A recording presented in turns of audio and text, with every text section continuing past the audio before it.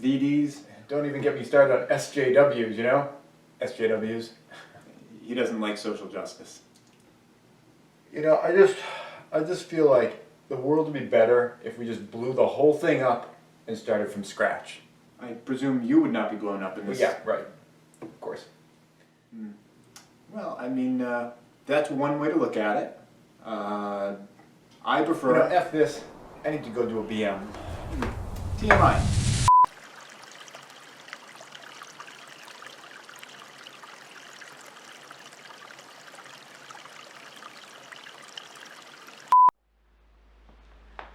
Are you still moping here?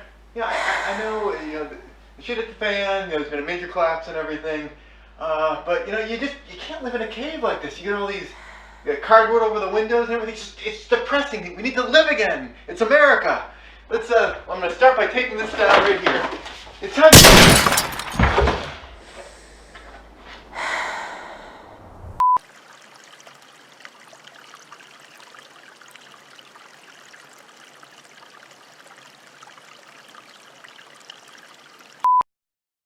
I'm an athlete.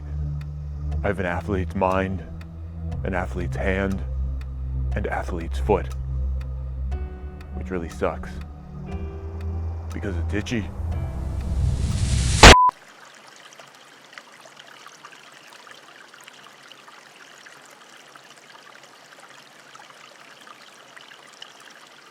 Side effects include headache, flushing, upset stomach, and abnormal vision. To avoid long-term injury, seek immediate medical help for an erection lasting more than 4 hours. Stop taking Viagra and call your doctor right away if you experience a sudden decrease or loss in vision or hearing.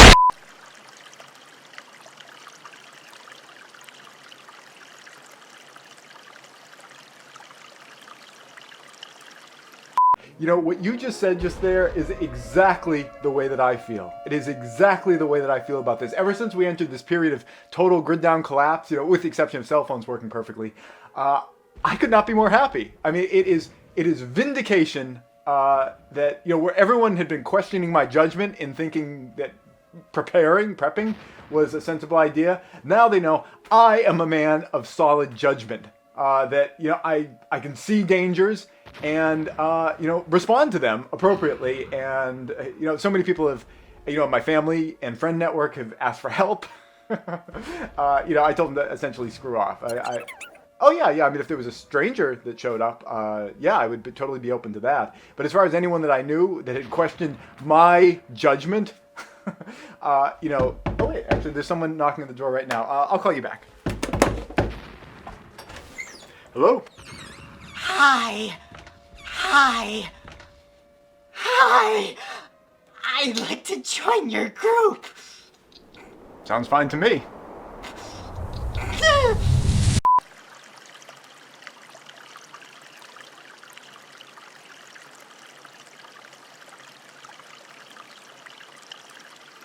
That's right, ladies and gentlemen. Tonight we're talking about the power of prepping, the wisdom of being prepared for life. We're talking about the story of Bear Grylls. Bear Grylls, a survival hero who survived 40 minutes in the desert. That's right, that morning he woke up in his hotel room. He went down to the production meeting with all the rest of the crew.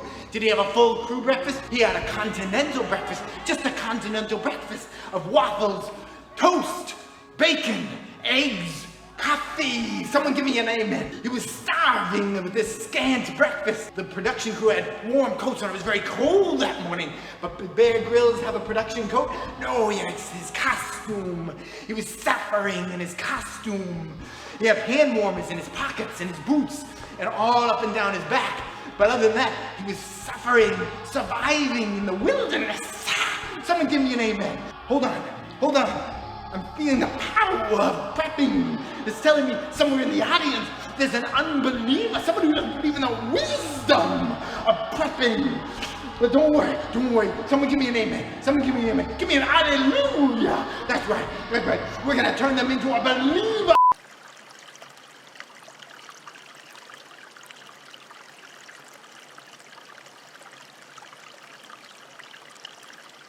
Well, that was offensive. Are you one of the millions of Americans who think Praxis Prepper has just gone too far? Are you asking yourself how anyone with a different view on foreign policy could ever teach you anything about gardening or other survival skills? Praxis Prepper actually carries a gun? I can't listen to him. I had to put on body armor and unsubscribe so my mind wouldn't be blown. Well, unsubscribing from Praxis Prepper has never been easier. In the past, unsubbing on YouTube was a nightmare. There were mail-in forms, messy waxes, not to mention those hard-to-clean blades. But no more. Now, unsubscribing to Praxis Prepper is as easy as the click of a button. Simply scroll down to the unsubscribe button, click it, and instantly you're back in a safe space. The man cans trash. I mean, trash in other people's dumpsters. Just count me out. It's been 2 weeks since Black Panther came out, and he hasn't said a thing. Unsubbed. Praxis ain't no prepper. He doesn't even do gear reviews. That's right. Your safe space is just one click away. Unsubscribe today.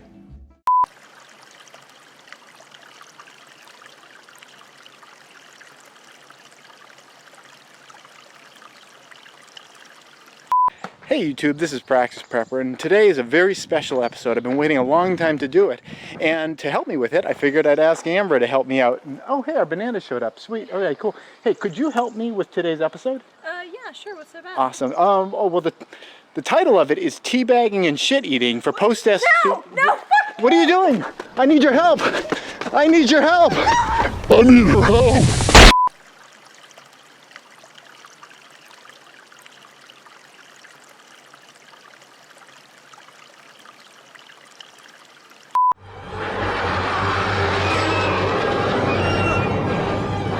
River, it's happening! Look!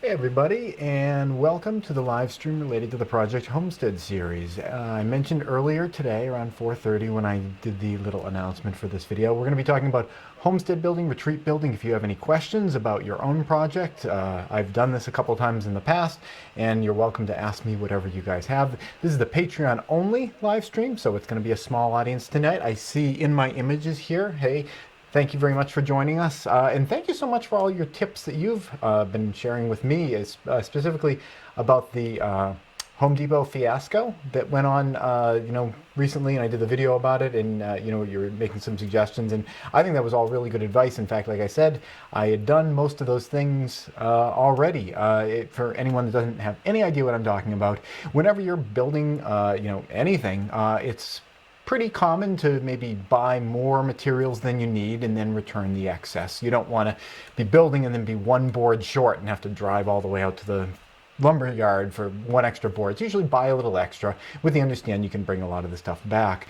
I went through that process, normal kind of thing. Had a bunch of extra wire lath that I was going to be bringing back to the hardware store afterwards.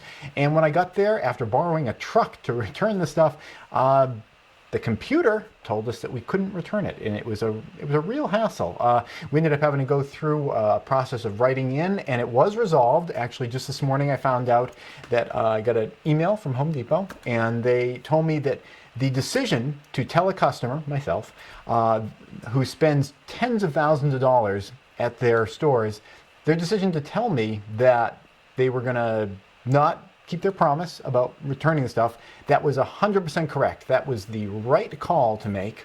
That was not a mistake. But because Home Depot is it's just such a wonderful organization, just this magnanimous organization that cares about people so much, even like screw-ups like myself, they were willing to help me out this one time and accept the return, which is good, but still makes me feel pretty uneasy about, you know, the kind of the normal thing that you do. If it happens again, If it happens again, I'm gonna, I guess, start being like really stingy about what I get at Home Depot, which will honestly hurt their bottom line, because a lot of times when I go into Home Depot, I overbuy stuff thinking I can bring it back, and then I'm just too lazy to bring it back. So they'd make a lot more money off me if you know, I was in the position knowing that I could bring stuff back if I wanted to. But anyway, thank you very much for your advice on that. What has he got here? Funny, I don't remember seeing a video of the killer breath taking out the giant stuff. Oh yeah, that was a little while ago.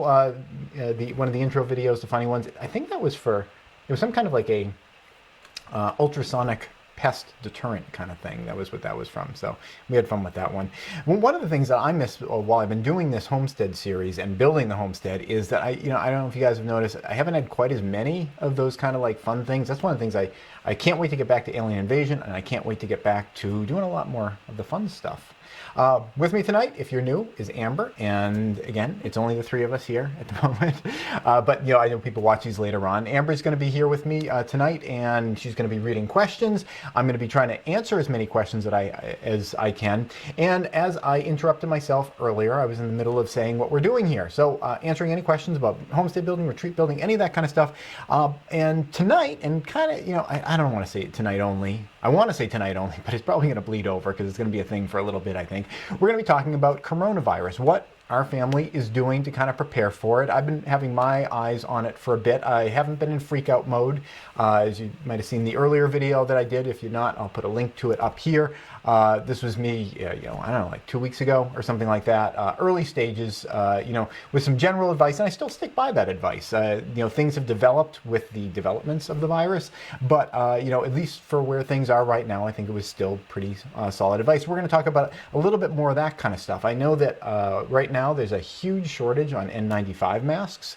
Everybody's trying to get these. Did I bring? Oh, I was going to ask you to grab your N95 mask. Well, you guys all know what an N95 mask is. You see like everyone in China wearing now. Although a lot of people are wearing surgical masks, which are very different, totally different use, and not the kind of thing you want to be wearing if you're afraid of breathing in. Surgical masks are for getting spattered in the face. If like I was to like projectile vomit on you and you didn't want to get it in your mouth, surgical mask totally will help with that. But in terms of airborne stuff, there's all these holes around the surgical mask. Not really going to protect you that much from that stuff. So you want the masks that are you know, well fitting, and a lot of people have been looking for those. A lot of people can't get those now. What did I?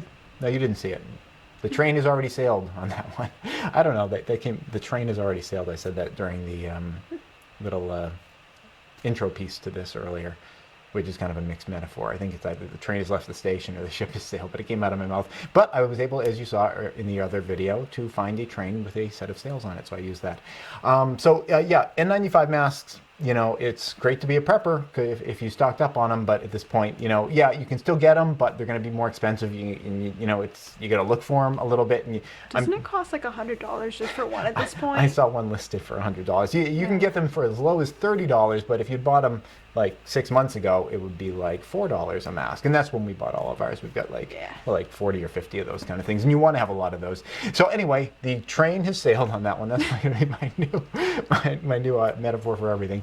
Train sailed on that, but there are a lot of other things, and I've been thinking, you know, myself about, you know, okay, I'm all set with that, but are there some other things that I would like to get? And we're going to talk a lot about that tonight. But before that, why don't we go to a video clip while we wait for other people to join us? Hey, Alicia, Elliot, you're supposed to tell me what is really embarrassing. You're supposed to tell me when new people come in. No. I just feel really embarrassed because it's like Alicia's up and taps on my shoulder. How do y'all? Hey, Alicia. Thank you very much. Alicia had mentioned earlier, I want to share it with you guys. We're talking about coronavirus in addition to the homesteading tonight. Some people are calling it Wuhan flu, and Alicia reminded me that flu isn't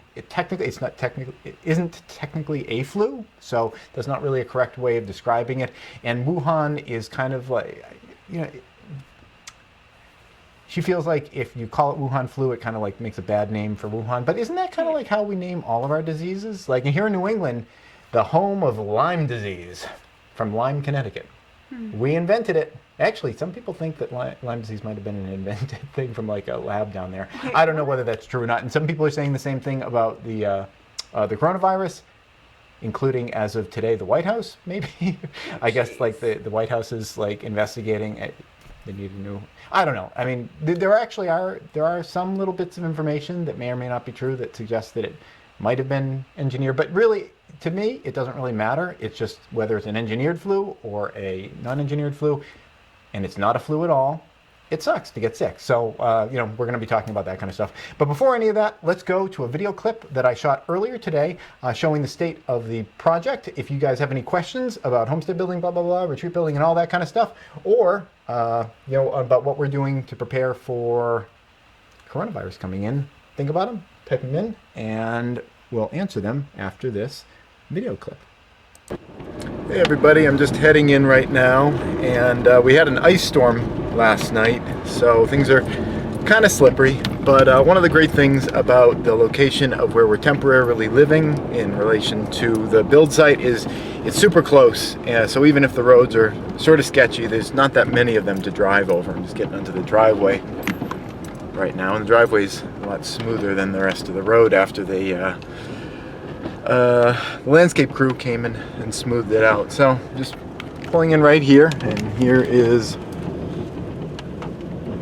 the house right there. You can see a lot of snow here, but it's like maybe just an inch or so with some ice on top of it. Let's head in. It's kind of slippery outside, so we'll see how this goes. It's just a sheet of ice out here. Yeah, whoa. Tried to push the door when you're just on ice, yeah, so it's just, you can see, whoa, okay, very slippery out here. Get up the hill a little, even a little bit of ice makes it hard to go up, even a very mild hill. All right, so even though it's wet and icy out here, it's still nice and warm and dry inside. And it is, it's really nice working in here, having the slab down and the air warm in here. I'm going to unplug the dehumidifier, which I have going all the time, which costs a lot in terms of electricity, but it's important to prevent rot and stuff. As you can see, we've still got some moisture on the double pane glass. The triple pane glass is pretty good. Not much moisture, if anything, on there. But you know, we're still trying to dry it out as best we can. As you can see, we've got the stairs going up to the first floor and the other run of stairs. They're all there. And what I've been working on recently is kind of this back area over here. Wow, it's really dark in here. It's kind of this back area over here, which is going to be the bathroom. And we're working on the wall that is going to stretch. I know it's really dark, so I'll focus more over here. Working on the wall that's going to stretch along these lolly columns here. Had a good meeting with the plumber the other day. I feel like he gets it. You know, I've had a lot of trouble with contractors, but I feel like he kind of gets what I'm trying to do, and it was good. It was a good positive meeting. I can show you upstairs what's been going on, but really, mostly, I'm just really psyched about having these steps in, because the steps just make it so easy to get from floor to floor. When you're having to go up and down ladders for everything, it can make it really difficult when you have to carry, you know, large boards and things.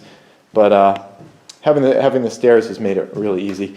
We've got the wall in this area all boarded up on one side, and you can see this little hole here. And the function of this hole, I'm sure it'll have multiple functions, but one of them is this window right here. There's no real easy way to open this window if I didn't have a hole here, because as you can see, it's all the way down to the floor there. And this place where these planters are sitting, that's going to all get cut off, and there's going to be a railing across there. So from this landing, we'll be able to open up this window pretty easily.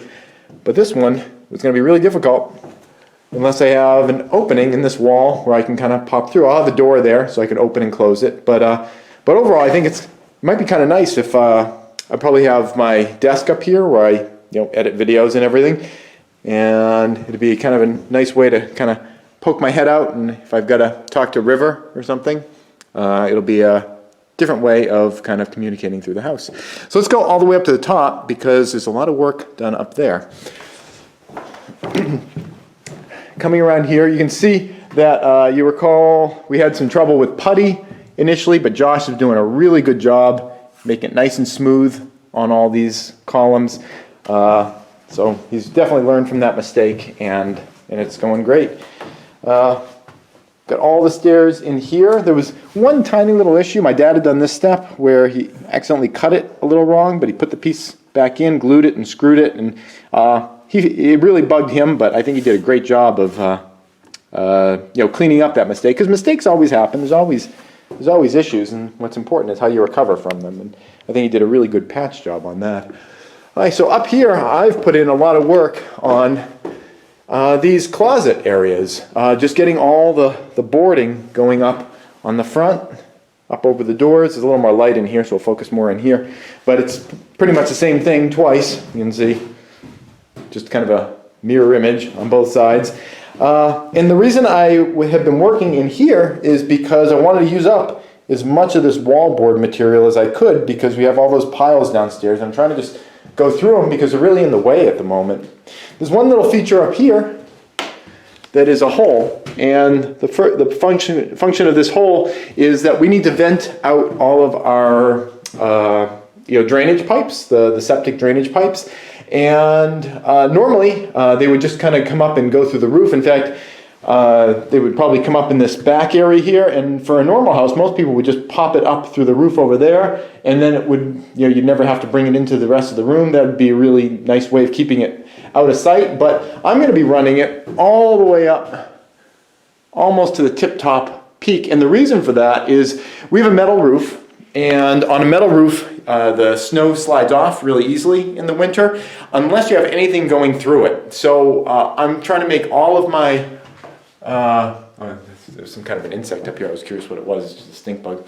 I'm trying to make all of my pass-throughs that are going up through the roof right up near the peak, so that all the snow can slide right off the roof and it's not hanging up on anything. We have two holes we have to make in the roof. One is for the vent, which is just above me, and one is for the chimney, which is just over here. But both of them are right near the peak, and they are they're not going to be carrying a bunch of snow load and preventing the roof from shedding. The one last thing that I wanted to show you guys is this really rugged column that got put in here.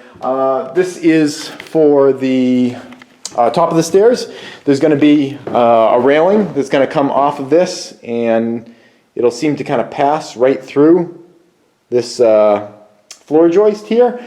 We decided to put this column in right now because I was able to get these safety railings on. This is a long drop. If you look from here all the way down, that's a long way down to concrete. So we wanted to get these safety railings in, just for safety. And instead of putting in a temporary post for them to connect to, I figured, well, why don't we just do the real one? And it's less work in the long run.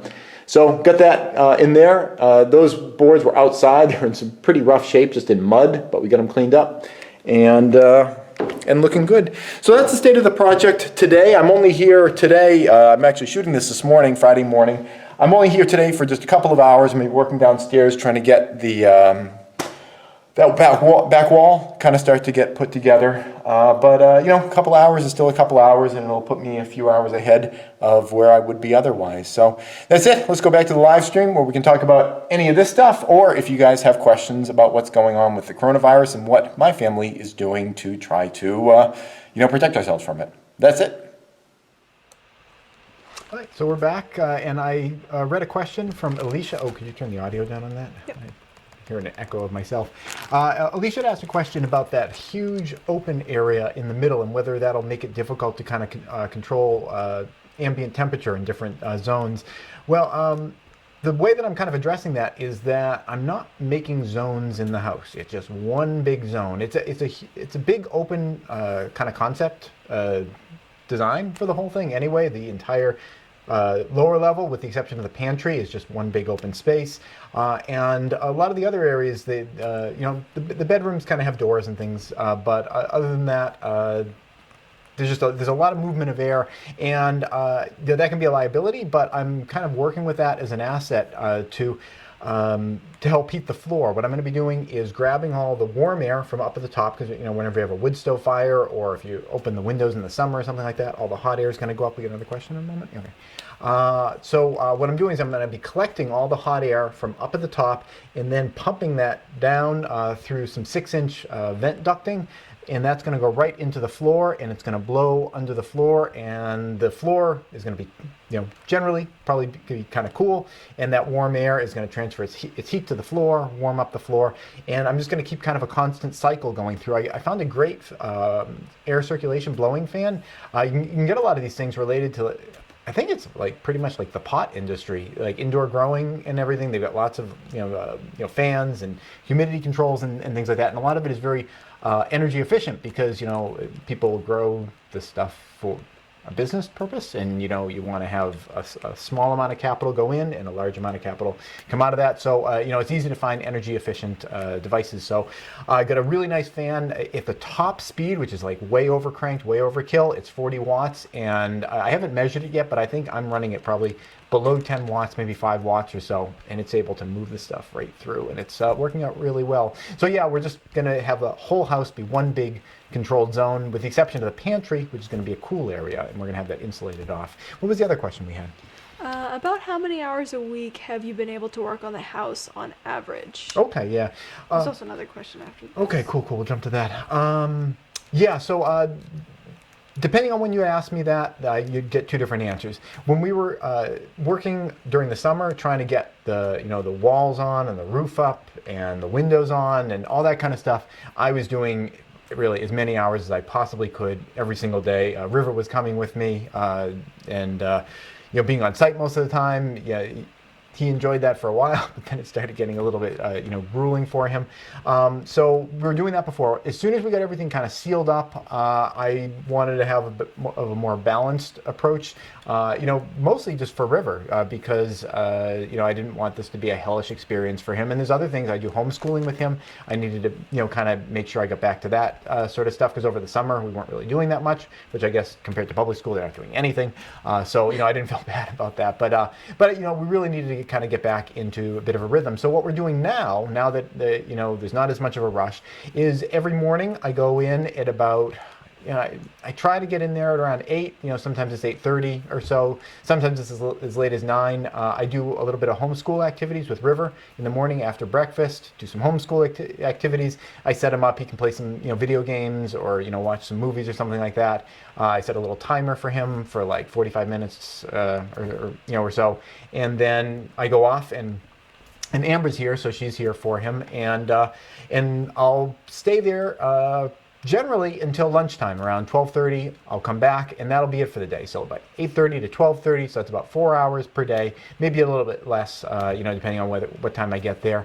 The exception to that is whenever my dad comes over. He drives a ways to get here, and it's silly for him to work for half a day, so we'll do a whole day together when we do that. But that's what I'm generally doing, is about 3 hours a day, 4 hours a day, that kind of stuff. Cram in video shooting for you guys at this time of the day. If I wasn't doing a live stream, I'd be doing my my regular job, which is special effects and all that kind of stuff. I've got 2 clients that really wish I was a little bit faster right now, because things have been kind of crazy. But that's the general schedule that we're keeping up now, and I think it's going to be okay. I think it's going to get us to the point where we'll have pretty much everything done inside before springtime comes. It's a little bit of a race with spring right now, but I think we're going to be all right. And right around the time that we're finishing up inside, we'll be ready to move outside. You said there was another question?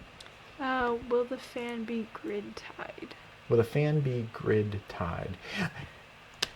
That is an interesting question. The answer is definitely not, if I didn't have to worry about electrical codes and building codes and permits and all that kind of crazy stuff. At the beginning, I think the house is going to be just a grid-tied house. We've got to put some solar stuff on it in order to build it. I need to put 2.7 kilowatts of solar panels on the house. Ironically, I don't have to use any of the energy from those panels. I just have to put panels up and be like, look, I'm so green. And I'm a tree hugger. I just to drive my recycling out of state because like there were better programs in other states. So I'm like a rabid environmentalist, but the rules in this area are just so crazy and counterproductive in a lot of instances that I've become really cynical about it. I'm still trying to save the earth, but I'm really irritated by some of the other people in this area that claim to be trying to do the same thing. So yeah, we're going to be doing, I think it's like a little bit more of a normal house, but then once we get our occupancy permit, we're going to be like switching things around and really make the entire house be an off-grid house that will still be connected to the grid for like kind of a transition period while we kind of beef up our battery systems and kind of do dry runs of seeing how much electrical load we need to be able to carry with our batteries and everything. So it's going to be kind of like a phased transition. But ultimately, I would like to make it so the whole house operates off-grid. And it would have been great if this house had been operating off-grid about 15 minutes before this live stream started. We lost power for like 2 or 3 minutes or so. I was setting up all this stuff and the whole house just did you even notice? I thought it. You didn't notice because she was upstairs working on your computer. Your computer's on batteries and your lights on batteries. So all she would have noticed was there was a huge flash outside, like an explosion somewhere outside. Lights went out for 2 or 3 minutes. Another huge explosion in the darkness, and I just kept working. I was like, well, maybe it'll come back, and it did. So yeah, it's an inconvenience when you're really dependent upon things that sometimes aren't dependable. Do we get any other more questions? Otherwise, I wanted to chat just a little bit about what we are doing here to prep for coronavirus. Nothing crazy. Any questions? There's the grid tied thing. Okay. I have yet to see Amber swing a hammer. I was reading that as though I was Alicia, but I could accurately say that myself as well. Someday we'll get you out there.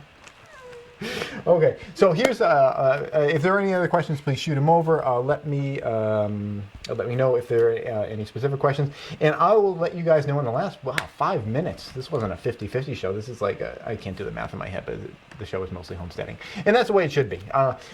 So what we have been doing for getting ready for coronavirus kind of washing over this area, and I think there's a reasonable degree of likelihood that it will, is I've been prepping for the kinds of stuff that you kind of always need when people are sick. There's a lot of question marks about coronavirus. There are a lot of question marks about coronavirus. There's a lot of bad information out there, and I've been trying to kind of sift through it. I've had people telling me that alcohol won't destroy the coronavirus. Other people saying yes, it will, but you need to do it long enough. Here's what I've been kind of getting ready. Cold medicine. This kind of stuff. It's cold and flu. And what's good about this kind of stuff is it kind of like generally knocks you out. Like whenever I am terribly sick, sleep is a really good thing. And if you're feeling horrible, sometimes it's hard to get to sleep. So I will oftentimes use this stuff as just a sleep aid at night. So I'm getting things like this. And if coronavirus doesn't wipe over the United States, I'm sure I'll use this anyway. Other things that I think are really helpful when you're sick is ginger ale. It helps settle your stomach, and even if coronavirus doesn't create a living nightmare in the United States, it's delicious. So, there's no waste there. Other things on the topic of being delicious is, we do these. This is elderberry gummies.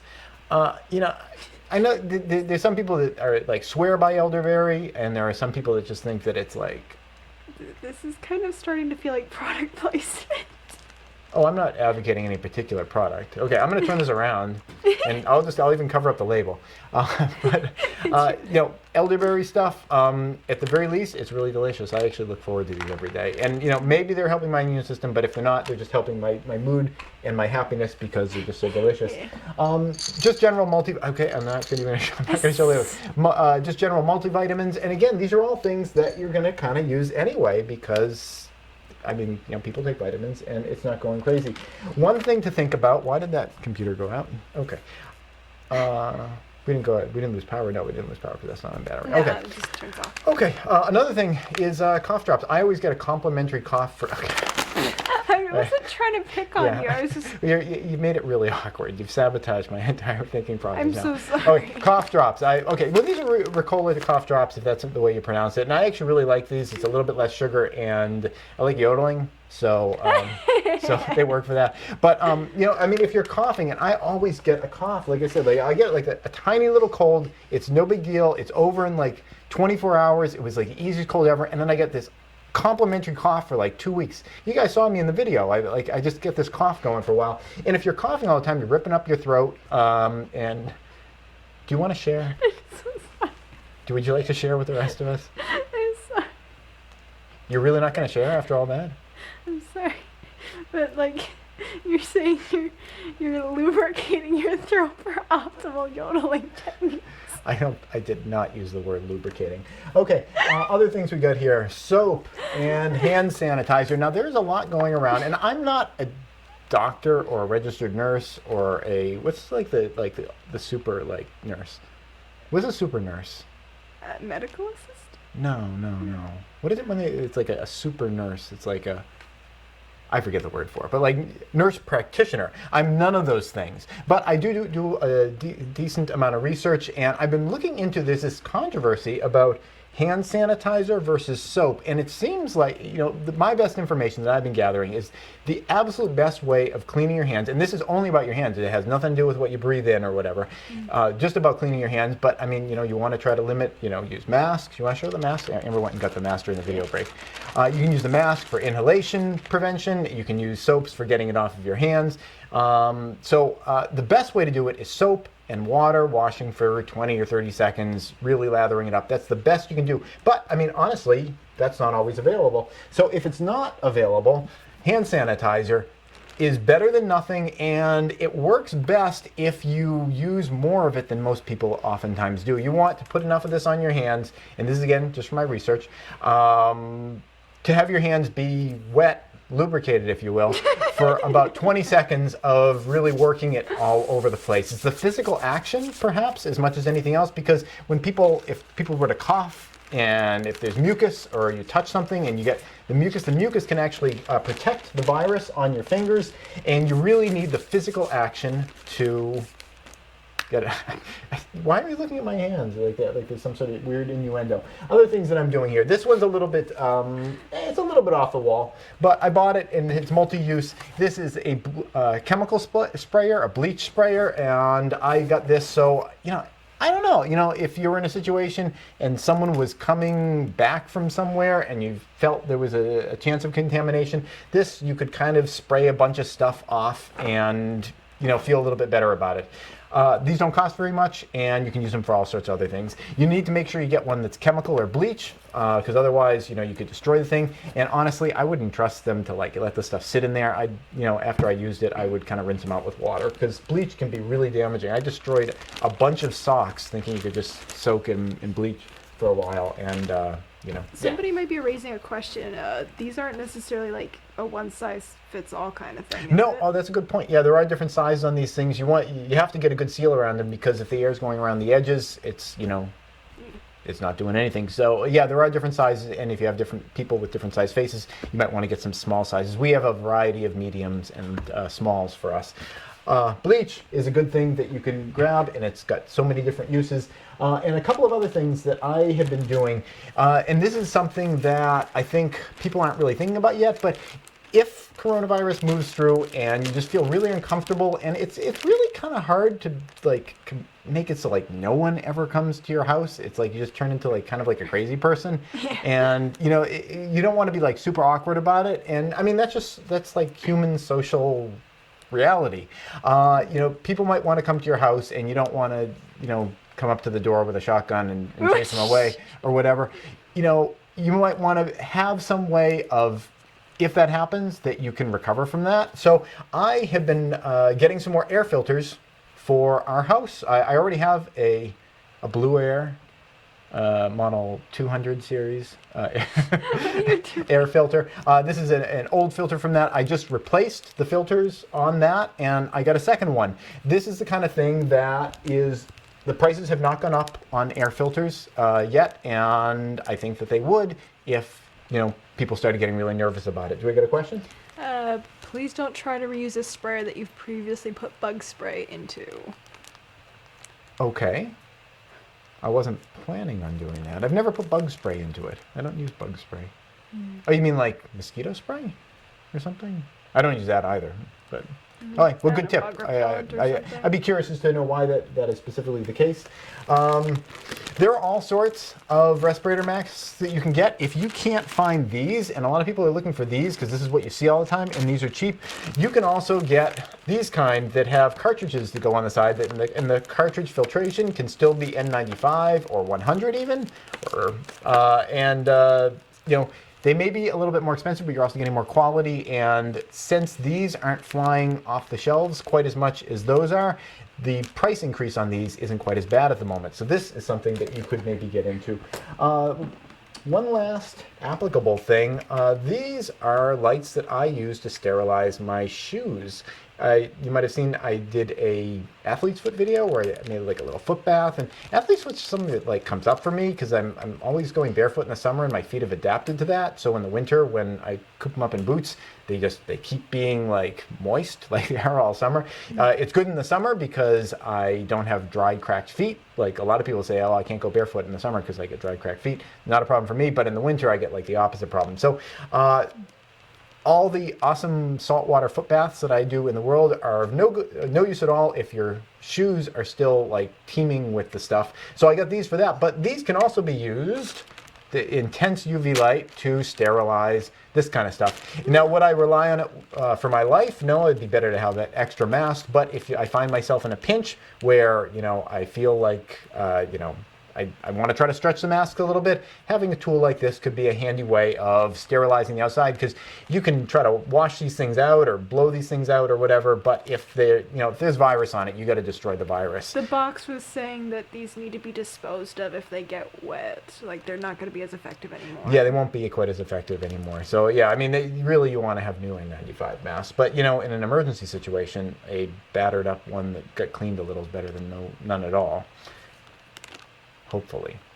And the last thing that you want to make sure you have is if you are going to be quarantined and kind of stuck in your house, and I mean like self-quarantined, you want to have stuff to do. So like, you know, think about that, like games or, you know, whatever your family likes doing. It'd be good to kind of think ahead about, like, if I'm going to be cooped up in the house, what are some things that I could wish that I could have gotten for myself? Bug Out, for example. It's a delightful card. Now, this is actual product placement. If you want to get a copy of Bug Out, there's a link in the description down below. If you guys don't know what this is, it's a prepping and preparedness card game that's like made to be kind of family friendly and fun. Where, you know, look at the link below if you want to know more about it. But it's a game I created myself. I did all the pictures, and it was funded through Kickstarter, and all the wonderful people from watch this channel made it all happen. So I think we have run through our time. Do we have any last questions? Oh, yeah, that's a good point. The N and the N95 masks means that it's not oil resistant. There are certain filters and masks you can get that are. I forget the number, the labels on those. I don't know. Did Alicia mention what they were in there? Yeah, I have gotten some of those in the past when I was actually working with the, oily chemicals and things like that. I forget, it might be P. I'm not sure. You'd have to look that up. Any other questions? She mentioned the bug sprays for, like, you know, people who just spray stuff. Okay, yeah. So that's not something I'm familiar with around here. Just curse the bugs. Just curse them away. Well, hey, thank you guys very much for showing up. These live streams are always so much fun, very enjoyable for me. I actually kind of look forward to them, and that's saying a lot given how awkward it is to set these up technically. It took 3 attempts to get this one going today. Just doing the same thing over and over and over again, and the 3rd time it works. So that's it. Thank you guys very much for joining me. I'll see you next time. Oh, we're going to go out with that one. This episode has been brought to you in part by Prescott Caliber Club and Jeski Defense Strategies. Prescott Caliber Club is a federally licensed firearm manufacturer and retail store specializing in firearms, survival gear, and producing great online content. If you want to thank them for supporting this channel, go check them out at PrescottCalClub.com. Please subscribe and tune in every Friday at 4:30 New York time for a new video. And if you'd like to support this channel, you can do so both through Patreon or PayPal.